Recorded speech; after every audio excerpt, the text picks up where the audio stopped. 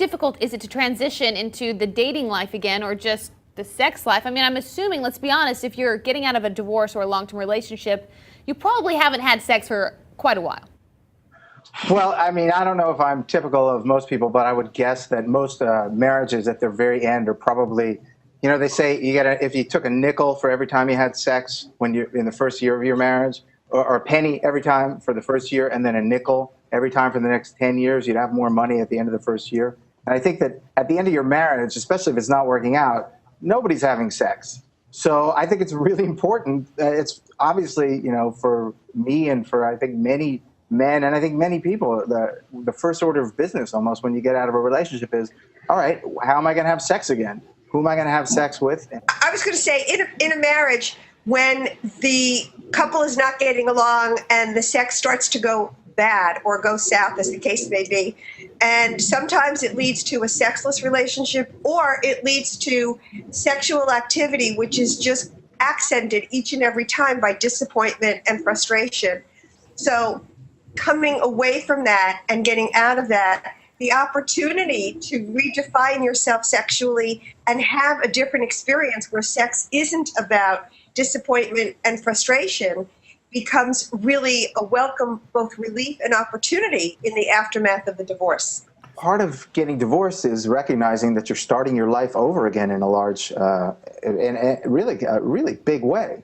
Even though you still got your children with you and they're going to be with you for the rest of your life and you still have your memories with you, you're starting your life over. And part of that as an adult is starting your sex life over and your romantic life over. And, did you ever feel like you're making up for what went wrong? No, I don't think so. I felt like it was, it was time for me to move on. I like sex. I'm sorry. I mean, I like sex. I'm interested in sex. And, and sometimes with certain people, I want to have sex, and with other people, I don't want to have sex. And I can't say I navigated that very well after my divorce, that I was, very good at figuring that out.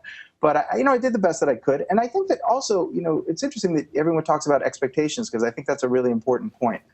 You also kind of have to not expect things to go well, expect things to go less well than you expected them to, and just kind of live with it. I mean, it's sex. It's not your marriage again. It's not your future. It's just you're going out, you're having sex with somebody. If you want to build on it, then you can build on it. If you liked it, you can do it again. Nobody's going to come after you.